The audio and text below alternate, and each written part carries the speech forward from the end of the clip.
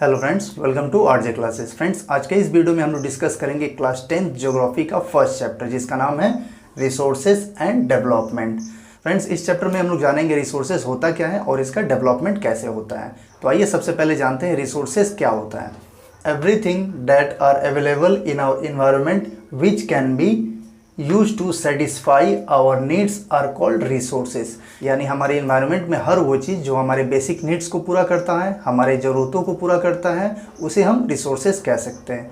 इसके कुछ एग्जांपल्स हैं ह्यूमन, रोड्स, विंड, सन, वाटर एक्सेट्रा। फ्रेंड्स, इन रिसोर्सेज को यूज़ करने के लिए 3 कंडीशंस होते हैं। टेक्नोलॉजिकली एसेसेबल, यानी जो रिसोर्सेज हमें यूज़ करना है उसके लिए हमारे पास पर्याप्त टेक्नोलॉजी है या नहीं। नेक्स्ट है इकोनॉमिकली फिजिबल, यानी जो रिसोर्सेज हमें यूज़ करना है उसके लिए हमारे पास पर्याप्त कैपिटल है या नहीं है। नेक्स्ट कल्चरली एक्सेप्टेबल, यानी जो रिसोर्सेज हमें यूज़ करना है वो कल्चरली एक्सेप्टेबल है या नहीं। सपोज़ हमें पता चले कि किसी मंदिर या मस्जिद के नीचे बहुत सारा ह्यूज अमाउंट में कोल पड़ा हुआ है या पेट्रोलियम पड़ा हुआ है, तो उसे एक्सट्रैक्ट करने के लिए, निकालने के लिए वहाँ की सोसाइटी हमें परमिशन देती है या नहीं। फ्रेंड्स, ये आपने जाना रिसोर्सेज के बारे में। अब हम डिस्कस करेंगे types of resources. Friends, resources को 4 पार्ट्स में डिवाइड किया गया है। First, on the basis of origin, इसको 2 पार्ट्स में डिवाइड किया गया है, biotic resources and abiotic resources. तो पहले हम डिस्कस करते हैं बायोटिक रिसोर्सेज के बारे में। The resources which are obtained from environment and are living thing are called biotic resources. Friends, हर वो चीज़ जो हमें इन्वायरमेंट से मिलती हो और वह लिविंग थिंग हो, उसे हम बायोटिक रिसोर्सेज कह सकते हैं। Example animal, human being, forest etcetera.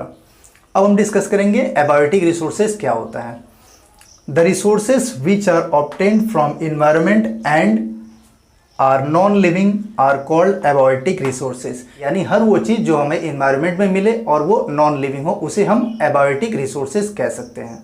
Example metal, rocks, land, water etcetera. Friends, अब हम डिस्कस करेंगे रिसोर्सेज का सेकेंड टाइप्स, जो है on the basis of exhaustibility. इसको भी 2 पार्ट्स में डिवाइड किया गया है। पहला रिन्यूएबल रिसोर्सेज और दूसरा नॉन रिन्यूएबल रिसोर्सेज। अब पहले हम डिस्कस करते हैं रिन्यूएबल रिसोर्सेज किसे कहा जाता है। The resources which can be used repeatedly and replaced naturally are called renewable resources, यानी हर वो रिसोर्स जो हम रिपीटेडली यूज़ कर सकते हैं और वो नेचुरली रिप्लेस्ड हो जाता हो, यानी खुद ब खुद वो तैयार हो जाता है, उसे हम रिन्यूएबल रिसोर्सेज कह सकते हैं। Example air, fresh water, solar and wind energy etcetera. Friends, अब हम डिस्कस करेंगे नॉन रिन्यूएबल रिसोर्सेज के बारे में। These resources can not be replaced with the speed at which it is consumed, यानी वो रिसोर्सेज जो रिन्यूएबल ना हो, उसे तैयार होने में बहुत ही ज़्यादा समय लगता हो। एग्जाम्पल कोल, पेट्रोलियम, नेचुरल गैस एक्सेट्रा। तो फ्रेंड्स, आप जानते ही होंगे कोल और पेट्रोलियम को तैयार होने में कितना समय लग जाता है, लेकिन उसे यूज़ हम बहुत ही तेज़ी से करते जा रहे हैं। तो फ्रेंड्स, नॉन रिन्यूएबल रिसोर्सेज को अगर हम इसी तरह यूज़ करते रहें तो हो सकता है फ्यूचर जनरेशन के लोग इसे ना भी यूज़ कर सकें। फ्रेंड्स, अब हम डिस्कस करेंगे रिसोर्सेज के थर्ड टाइप्स के बारे में, जो है on the basis of ownership. इसे 4 पार्ट्स में डिवाइड किया गया है। फर्स्ट है individual resources. Individual resources are those resources that are privately owned, यानी वह रिसोर्सेज जो किसी एक का हो, यानी जिसपे सबका अधिकार ना हो। Example car, houses, plots etcetera. यानी इंडिविजुअल रिसोर्स जो होते हैं वो किसी एक के लिए होता है। सपोज आपका कार हो या बाइक हो या आपका घर हो, उस पर पूरे मोहल्ले का या पूरे कम्युनिटी का अधिकार नहीं रहता, उस पर सिर्फ आपका ही अधिकार रहता है। तो ऐसे रिसोर्सेज को इंडिविजुअल रिसोर्सेज कहा जाता है। नेक्स्ट है community resources. The resources which are accessible to all members of community are known as community resources, यानी वह रिसोर्सेज जिस पर किसी एक का अधिकार ना हो, उसे कम्युनिटी रिसोर्सेज कहते हैं। Example ponds, parks, playgrounds etcetera. Friends, parks, playgrounds, इन सब चीज़ों पे किसी एक का अधिकार नहीं रहता, उस पर पूरे कम्युनिटी का अधिकार रहता है और कोई भी वहाँ पर जा करके उस रिसोर्सेज को यूज़ कर सकता है। नेक्स्ट है national resources. All the resources which are under the control of state and union government and oceanic area up to 12 nautical miles or 22.2 kilometre are known as national resources, यानी वह resources जिस पर state का या फिर union government का अधिकार हो, उसे नेशनल रिसोर्सेज कहा जाता है।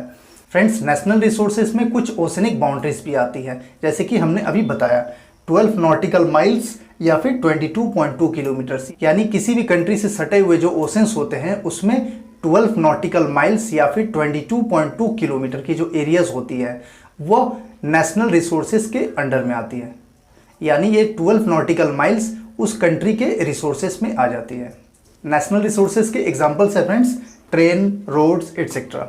अब हम डिस्कस करेंगे इंटरनेशनल रिसोर्सेज के बारे में। All the resources that are owned and regulated by international institutions and oceanic boundary after 200 nautical miles are known as international resources। यानी वो रिसोर्सेज जिस पर किसी एक कंट्री का अधिकार ना हो उसे इंटरनेशनल इंस्टीट्यूशंस रेगुलेट करता हो, उसे इंटरनेशनल रिसोर्सेज कहते हैं। फ्रेंड्स, ओशंस के 200 नॉटिकल माइल्स के जो बाद के एरियाज होते हैं वो इंटरनेशनल रिसोर्सेज में आते हैं। तो अब आप सोच रहे होंगे 12 नॉटिकल माइल जो हमने नेशनल रिसोर्सेज में अभी बताया और 200 नॉटिकल माइल्स जो इंटरनेशनल रिसोर्सेज में बताया, इन दोनों के बीच के जो एरियाज होते हैं उसे कौन यूज़ करता है? तो फ्रेंड्स, उसे भी यूज़ किया जा सकता है। उसे कोई भी कंट्री इंटरनेशनल इंस्टीट्यूशन से परमिशन लेकर के उसे यूज़ कर सकता है। इंटरनेशनल इंस्टीट्यूशंस मतलब यूएन। फ्रेंड्स, अब हम डिस्कस करेंगे रिसोर्सेज के 4th टाइप्स के बारे में, जो है on the basis of status of development. इसे 4 पार्ट्स में डिवाइड किया गया है। फर्स्ट है potential resources. Resources which are found in a region but have not been utilized due to lack of capital or other reasons।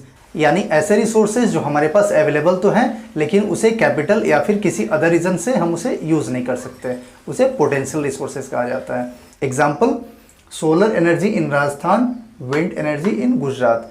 Friends, Rajasthan में solar energy और गुजरात में wind energy बहुत ही ह्यूज अमाउंट में present है, लेकिन उसे हम टेक्नोलॉजी या फिर कैपिटल की कमी से यूज़ नहीं कर पा रहे हैं।